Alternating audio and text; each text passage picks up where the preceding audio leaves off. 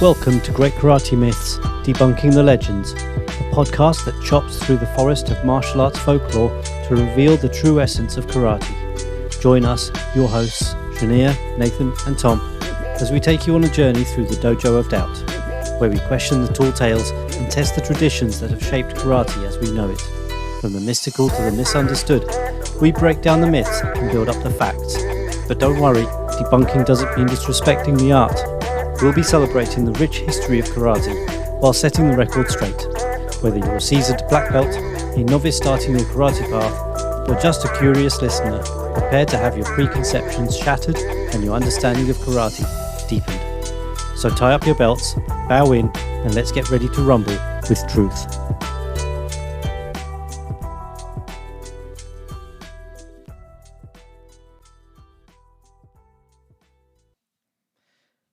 Okay, today we're going to be talking about the concept of creative interpretation. What does that mean? It's about going beyond a basic understanding of something and infusing your own ideas and experiences to give it new meaning. But what does that mean in respect of karate kata? Now, Nathan, for your PhD, you wrote a critical essay titled The Enigma of Karate Kata, the Corollary of Modern and Postmodern Interpretation. Here you outline the development of karate kata from their intended creation to their modern day creative interpretation. Could you expand on that a little bit more for our listeners? Well, indeed, it was the idea was to condense three previous publications. So the Zen Shaolin Karate which was published by Tuttle in Japan in 1994, and Barefoot Zen, which was published by Samuel Weiser in 2000, and the Great Myth, or the Great Karate Myth, which was published by the Wickham Press in 2007, I believe. And the idea was to show the progression of those three works from the earliest one in 1994 through to the latter one in 2007. It's a very short work. It's condensed. It's sort of straight to the point without having to explain everything.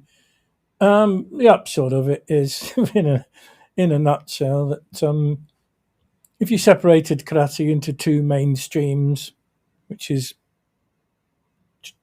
traditionally done, the Shurite and the Nahate, so the karate from Shuri City and the karate from Naha City in Okinawa, sometimes called Shorin-ryu, but still Nahate. You got two quite distinctive strains of karate, and essentially what I set out to demonstrate was that in the main, particularly with regard to the Shorin-ryu kata or the Shurite kata, with one exception, Neihanshin, they generally tend to be weapons kata, which is not something that the general public and the martial art world really wanted to hear, and B wanted to believe. So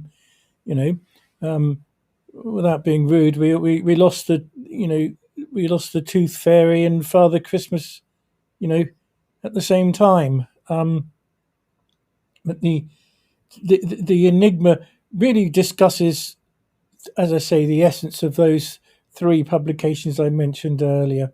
And Tom, what's your take on creative interpretation? I think what separates creative interpretation is from what we do is essentially it's interpreting kata in any way and looking for anything that kind of fits. So it's looking at the movements of a kata and seeing what could possibly be done with it. So it could, lots of individuals suggest that there are lots and lots of applications for each movement in a kata. So it could be a punch or a throw or a lock all at the same time. And it's applying creativity in that way to the katas. So people have hundreds and hundreds of different applications for their forms, and generally unarmed self-defense is the main theme in creative interpretation in karate, because it's considered all to be an unarmed martial art. And what's different with us is we're not looking to find lots and lots of applications for all the techniques. We're looking to understand what the overall original function is, and then work out how the movements work within that function. So one of the differences in the research that we do and the work that we do is, kata is really more of a recipe, and the meal is the function, is the applied function of it. So if you take seisan, which is a sai kata, in that there's a recipe for usage of the sai, which it's not specific techniques to be applied in specific situations. It's a map of the territory, and so you're learning what you can do with those movements, and when you can use them, which you learn through the sanshin first. The sanshin teaches you how to correctly use the material in the seisan and the sanseiryu. But anyway, I'm going off on a tangent there, but I'll come back to your question.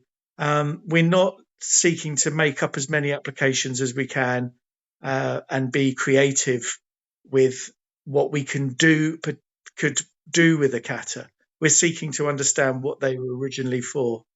And I don't think that creative interpretation is a particularly good approach to understanding kata. And my criticism of it is quite simple, really. If you take a movement of a kata and you say, this could be a strike, or this could be a throw, the body mechanics for both of those things are very, very different. And so punching is quite different from grappling. So just using that as a very simple example. So, and the applications don't tend to be very concise in terms of how the kata is performed, or the way that you do the moves on a fundamental way. And so it's close to, but not quite. And that doesn't really fall in line with what when you approach it from the original function, what you find is that the movements are very, very concise. And the understanding of what the form does shows you how to perform the kata.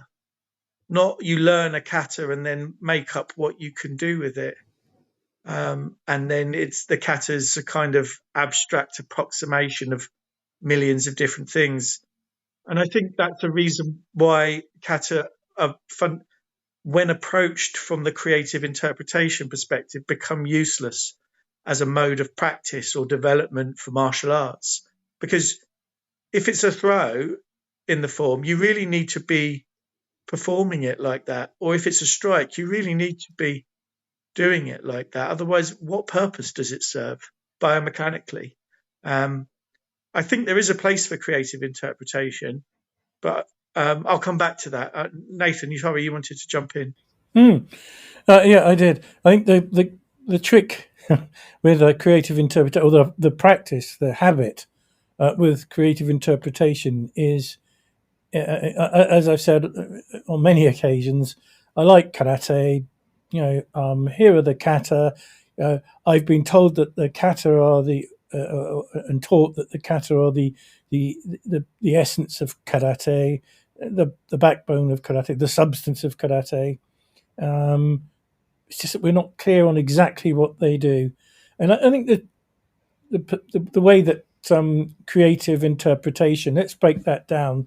It's to imply that the function is absolutely not inherited. It's not clear.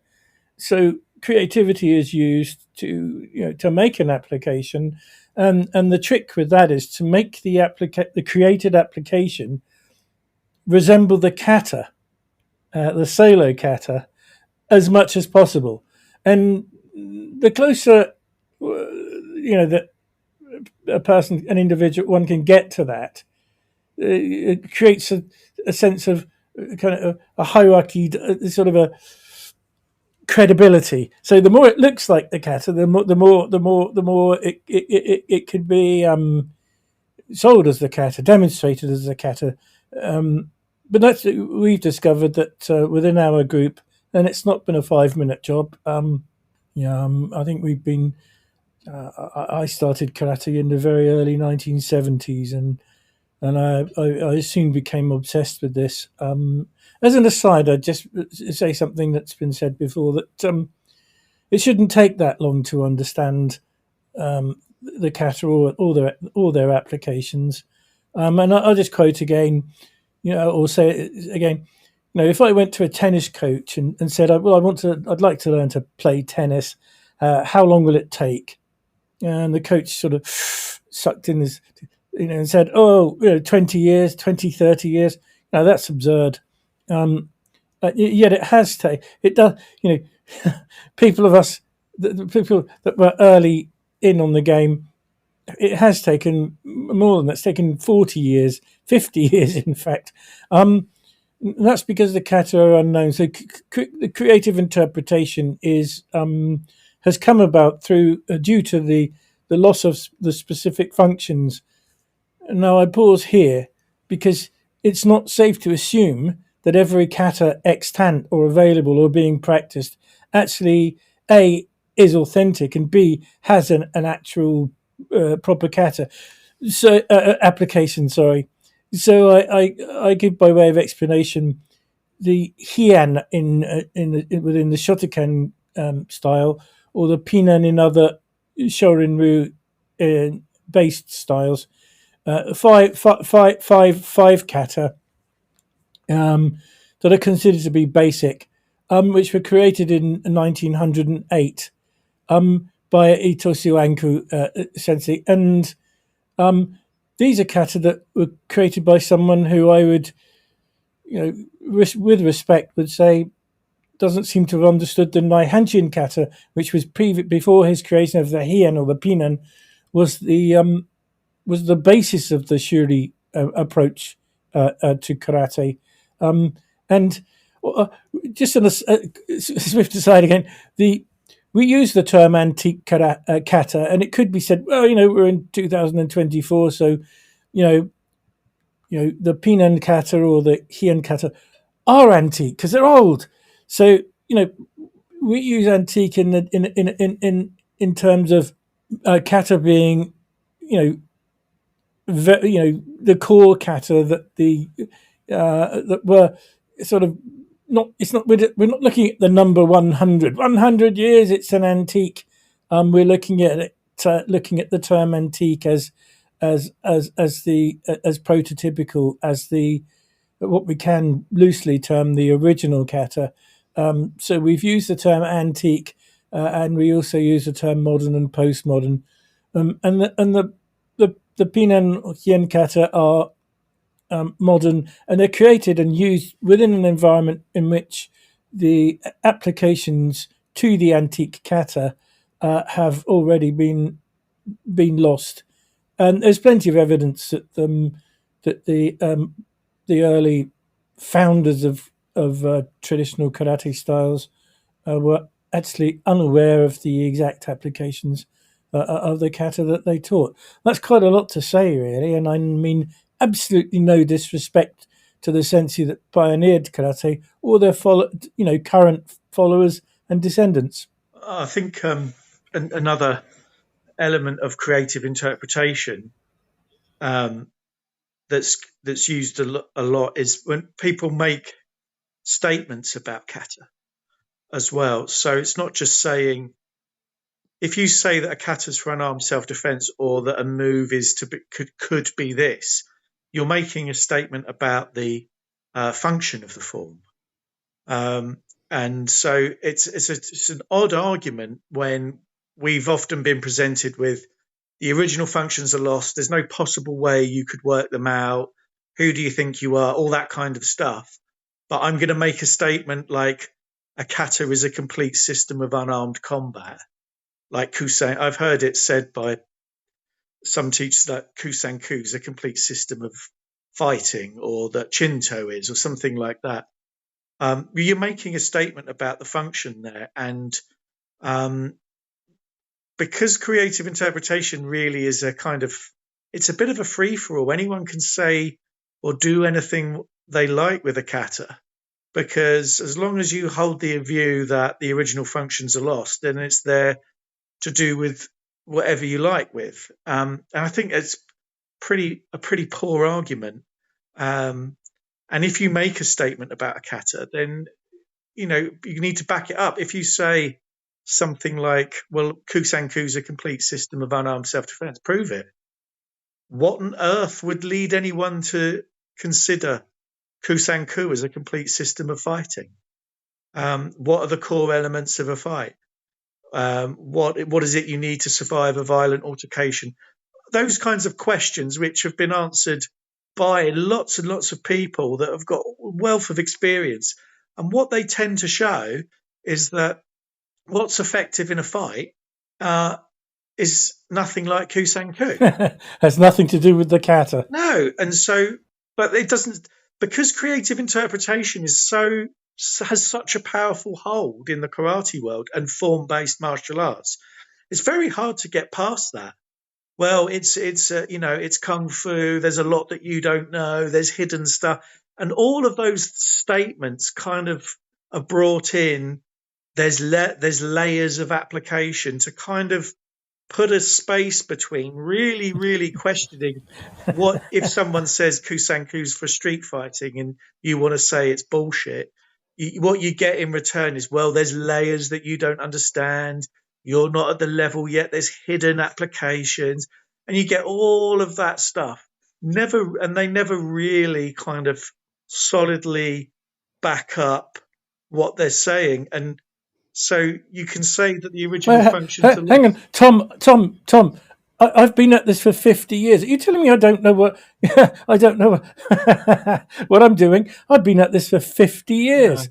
No, you're right. You're right, indeed. I would press you to. I love to.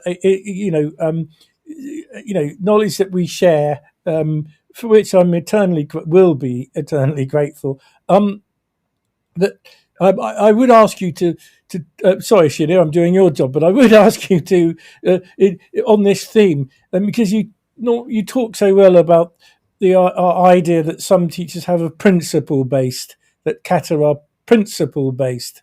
Because actually, on hearing that, seems to make sense. Well, we're not looking at explicit techniques. We're looking at principles. We're looking at people have collected principles, and that's what the kata are.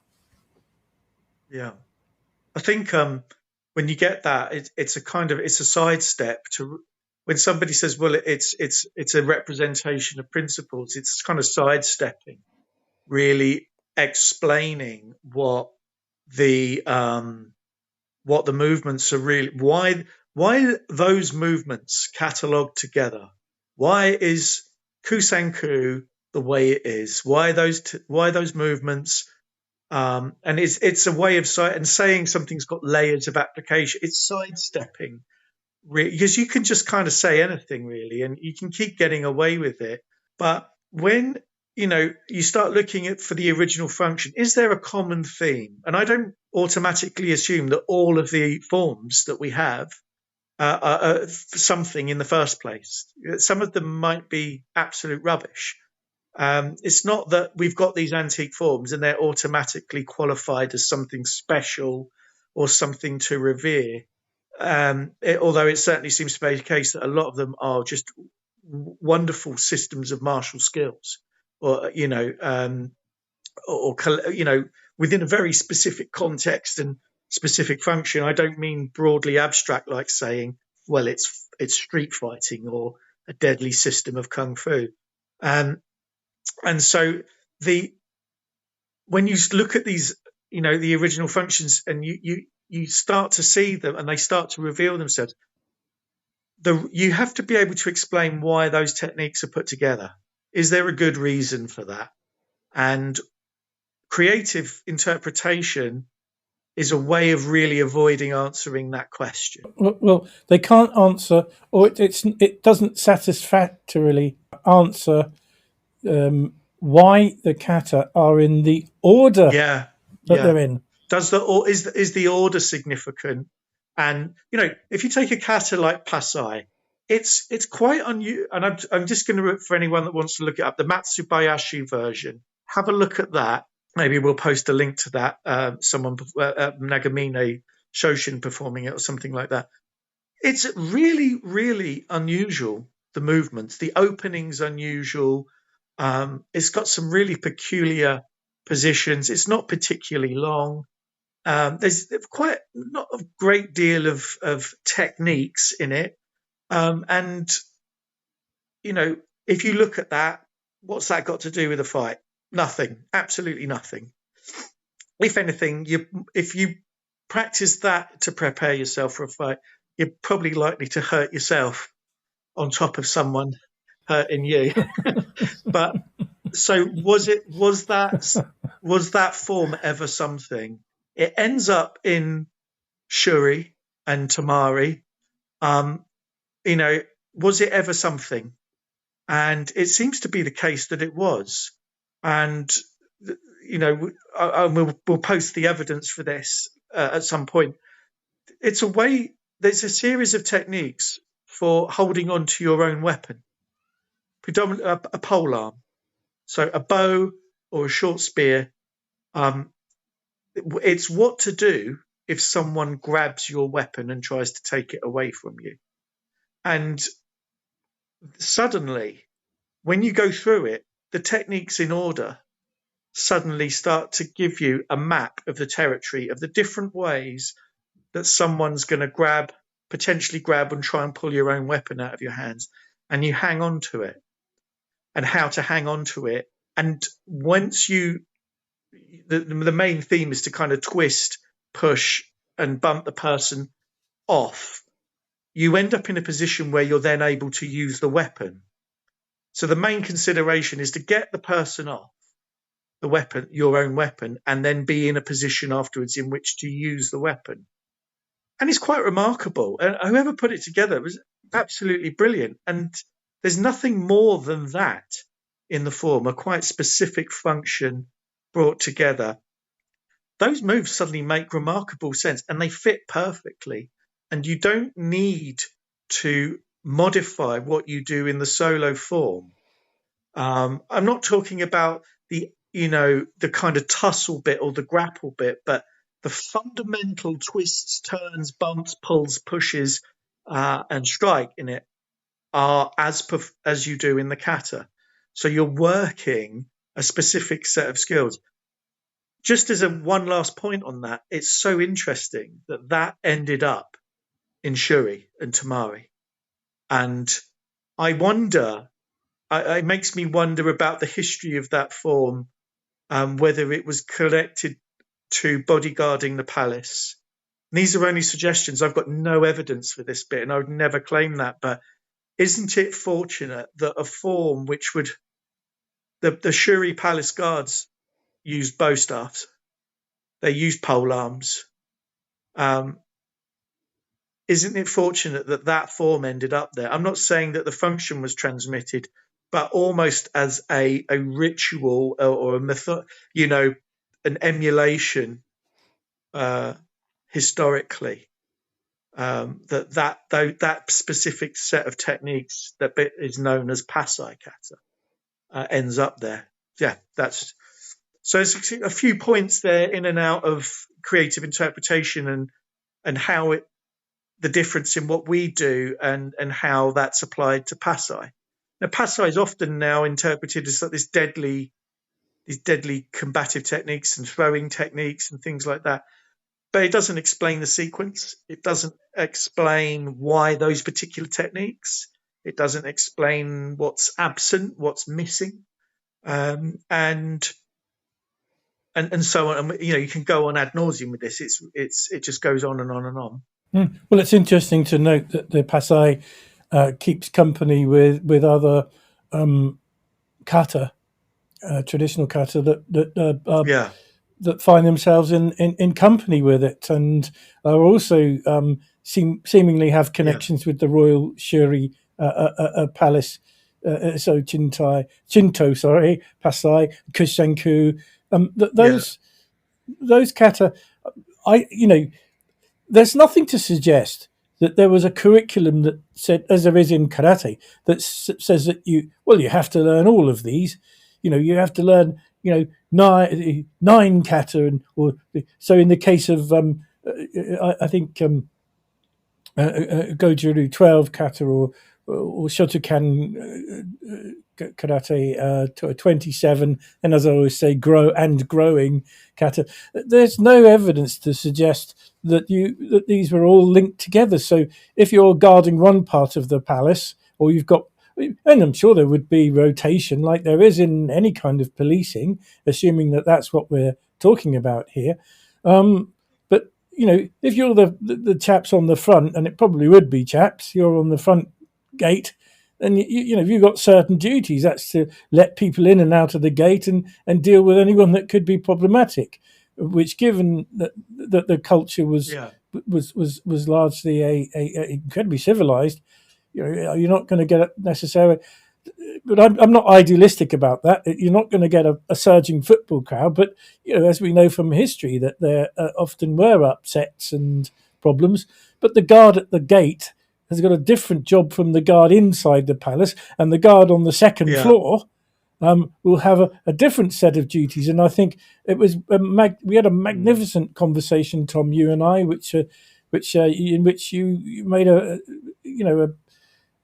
startling observation, which I probably think I'd like to let you say, because I don't want to take your idea and make it look as if I knew it all along, because I did not. And it was your idea about the use of a bow staff, the 6 or 7 or 8 foot staff, depending on which country you're in, but the long oak staff used in all kinds, mostly in Okinawan and Japanese martial arts, but used all over the world. But what appears to be a strike to the foot in using that staff, and I would invite you to share your insight into what's going on there. Well, when we were looking at the different environments, which might, the different as part of the context for these forms would be used, and the idea was actually inspired. I need to check I think it's Bruce Clayton wrote a book, Secrets of Shotokan or something like that. It's a really, really brilliant book. I'll double check and I'll put a link to it with this film, the book, and I suggest people read it because it's got some brilliant, brilliant ideas and thinking in it.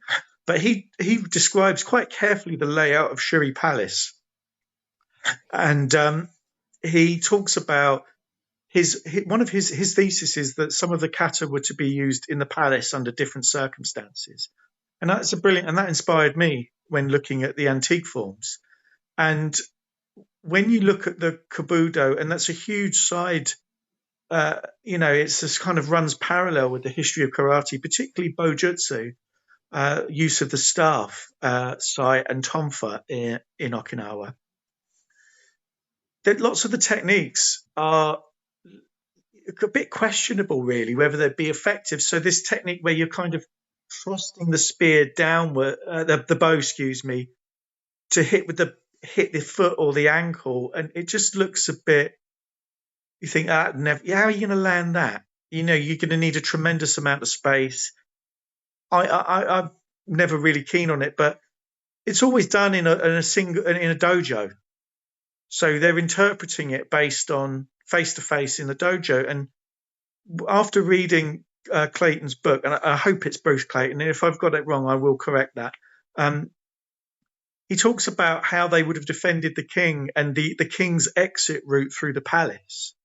And it would have gone up a flight of stairs and down some passages, quite narrow passages and things like that. And it was really got me thinking that perhaps some of these techniques are meant to be done on 2 levels, or perhaps holding people back, or the top of a flight of stairs. So thrusting a bow downwards, the chances of hitting someone's foot at distance are quite slim. But what a great movement to stop people coming up the stairs in these kind of low level swinging the bow. And you can look at Okinawan bow kata and see lots of people doing these low swings followed by a low thrust.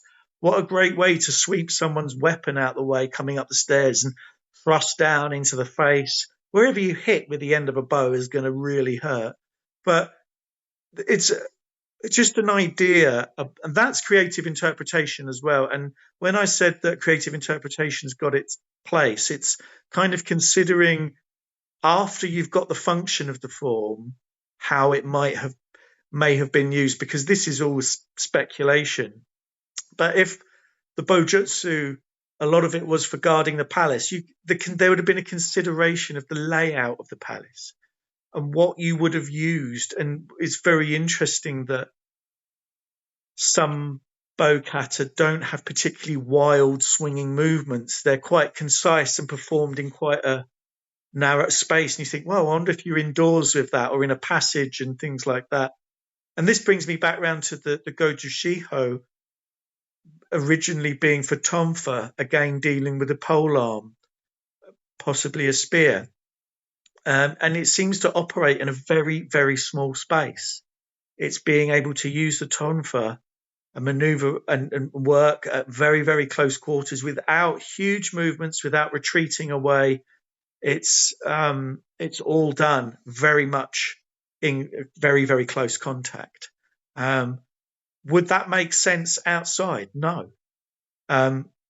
Because as soon as someone's got space to step back or move away, it's really problematic to use a tonfa at distance. And it's one of the kind of dueling things I just don't buy. When you see the sai or the tonfa used blocking a bow or done on the kind of distance that you would fight with a bow, as opposed to the tonfa where you should really be able to smell their breath. That's the fighting range for the tonfa. Anything outside of that, you're going to be in big trouble. But the Goju Shiho is brutally effective when you're in that tonfa range and you stay in it. And it kind of makes sense that would be used indoors or in a narrow space, in a small contained space where there isn't the opportunity for space to be creative. That would be that would give the use of the tonfa a real advantage. So yeah, I'm kind of jumping about there, but to come back to Nathan's original question, is considering the use of the bow determined by the layout of the palace, which is what the palace guards would have done, and that may shed some light on some of the more obscure techniques with the bow, which are commonly performed across the board in Bojutsu styles in Okinawa, which I think generally originate with probably less than half a dozen forms, which have kind of branched out and become lots and lots of things. And Andreas Quast has done some great research, and he's got a book out about it now, which will probably shed a lot more light on it. Well, I think you hit the nail on the head with the limited number of forms, because there is that idea out there, which I don't agree with at all, that the more forms one learns, the more experience one gets, and the more variation there is. And my view on that is, the more of it you learn, the more confused you can potentially come. Now, I think if we looked at any branches of policing, so let's just take policing in the UK, for example.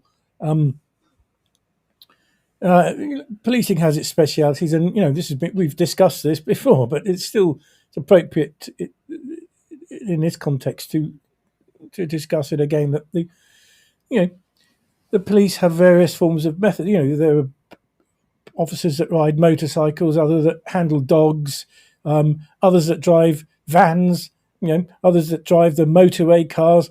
They're all police officers, but they've all got specialised skills and use different tools. And one wouldn't expect, to work as a workaday police officer to be using all of that.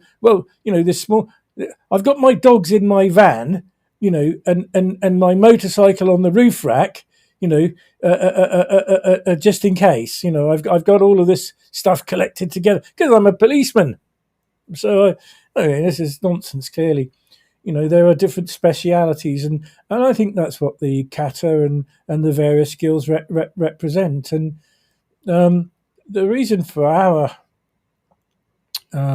association and work is that we've got to I would say an unusual place where with many of the antique kata previously described, we are able to be very specific about the functions, and we are not in a. And you were very open and honest in saying in your discussion about the bow, Tom, that that you could be involved in creative interpretation. That shows your genuineness and openness in research. But if we shift gear for a minute and pop over to the Naha kata, which would ultimately become Goju-ryu karate and Weichi-ryu karate, then that's a great starting point, particularly with the Weichi Sanchin kata, to show how, yes, you can have an incredibly clear set of applications. And then moving on systematically to the Seishan and the Senseryu, because these kata normally come in threes: Sanchin, Seisan, Sanseryu. You can see the master kata, the Sanchin, with two superb essays, I would call them, the Seisan and the Sanseryu, that are just developments of the theme that is so brilliantly laid down in the Sanchin. And I'd make it clear here, we are not here talking about empty hand, unarmed combat at all, because to perform those kata, to apply them in the way they were intended, one needs to be equipped with a pair of sai, the pronged civil arrest tools that are well known to many martial artists. For anyone that's a beginner, you'll need to look it up. Sai, SAI. I'm just going to add a couple more things. I think that if the starting point with kata is creative interpretation, meaning you kind of make up what the moves mean and do what you want with it, I think that's the wrong time for creative interpretation. I think that the time for creative interpretation is when you work. We've gone through these kata, and we're not saying that we've got the answers or anything like that. But if someone takes the time to research the original function of a form, the time for creative interpretation will be to what to do with it afterwards. So is it possible to create a practice with it? It's difficult with the Weichi forms being sai. What can we do with it? Well, we can't do a lot. We can't go out and police with it. So that, I think, and it's the same with something like pasai, which is retaining your weapon. Then you've got kusanku, which is disarming a weapon, or goju shiho, which is a tonfa against a polar. Once you know those things, well, what do you do with it? And I think that's where there's the potential for creative interpretation of those skills. Can we do something which perhaps is a bit engaging and we can enjoy and experience those skills to a certain degree with another person? Might come in the form of some sort of pairs practice or something like that, something quite simple, obviously not confusing it that you're becoming deadly with the weapon itself. You're just engaging creatively with something that's been understood about these sets of martial skills. And I think that's where creative interpretation has massive potential. But when it's used to sort of sidestep, not really taking a good hard look at the material, I think that's when it can become quite problematic. I think actually, just before we do sign off, I'd make one more comment too. That I think to really stick to the point, what we're discussing here, what we have been discussing, is the simple fact that these kata under analysis are not unarmed maneuvers against multiple opponents, as laid down by the Japan Karate Association, headed up by Nakayama Sensei. He wrote that they were blocking, punching, striking, and kicking, and that they were against multiple opponents. It's not something I can agree with at all. As much as I respect Nakayama Sensei, the late Nakayama Sensei, and his work, and and the Japan Karate Federation and the former Japan Karate Association, they produced magnificent karateka. But these kata are not fights against multiple opponents, and they are not unarmed self-defense.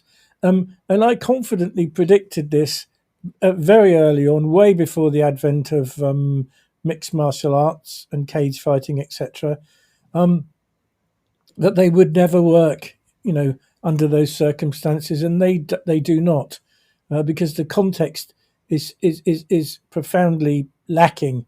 They are not fights against multiple opponents, and they are not unarmed, ballistic, punch up preparations for punch ups, even against a single opponent. And I think probably with one exception, which is the Naihanshin, they basically all involve weapons of one type or another. And I think that's just, my final point in this cast. So where does that leave the millions of karate practitioners who thought they were practicing unarmed self-defense and now find themselves practicing kata that are armed forms of combat? Where does that leave them? Does that leave them with reenacting 16th, 17th century life in China? Well, I think that would be up to. Well, I think that's up to what It's not. We're not dictating how any of this should then be used. We're just saying this is what we found. You can do with it what you want, and I think that if you take some, when Nathan discovered that the Weichi Sanshin was Sai, the disappointment in the group was just people left. They walked out. I mean, people were so upset. It's not like we go, well, it's Sai. This is brilliant. My God, I remember my own disappointment. I had a phone call from a very close friend who phoned me, and he said, "You're not going to believe this. Nathan has said that Sanchin is Sai," and my first reaction was like, "Oh God, what now?" And so it's not been this kind of tremendous joyous ride where we've got what we wanted, or we're making it something like this is what we really fancy it to be, or something like that. It's accepting whatever it is, and it's not been it's not been a particularly fun in some parts of it. It's absolutely fascinating now that knowing what it is, people can then do what they want with it. If they want to do a reenactment with Sanchin, Seisan, and Sanseiryu, great. Be my guest. If people want to still continue to interpret it as unarmed combat, fine, carry on. But I think we talked about this before, holding material to a particular standard, holding for, and the things the statements that we make about kata, the statements that how we approach karate and form-based martial arts and things like that, we're just putting our 10 cents worth out there. The last thing and I promise this will be absolutely the last thing I say, is if we were around during the time that the Rosetta Stone was dug up or discovered, and we didn't know what it meant, and we weren't able to translate it, I think most people would agree that it would be a pretty bad idea to just creatively interpret what was in front of you and make up a meaning. and just say, well, this is what I want it to be, or this is what I would like it to be. I think the general consensus would be that everyone would be striving to really understood what was written down on that. This is the Egyptians. Yeah. This is the stone with the Egyptian hieroglyphs and We'll put a picture and some up. Greek writing. We'll put a link to it, and it's a fascinating. It's worth the time just to read it and to think for a moment whether, if you were there in that moment of discovery, would you go, well, I can't read it, so I'm just going to make it up. And it's a kind of sidestepping the actual work involved. And what we're encouraging people is to go, hang on a minute, I'm going to take a bit more time with this, and see if there is something of value here. And so it's a kind of crude example of creative interpretation, and I don't mean that to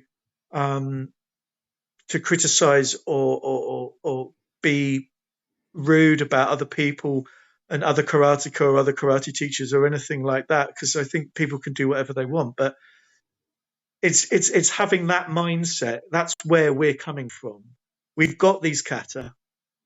We're not looking at them and just saying, well, this is what we're really, really striving to really understand what the functions of these forms were originally intended for, the context for use, and putting it all to the test and seeing what we can do with it all. That's where we're really going with all of that. That's it. Yeah. And that's all the time we have left, gents.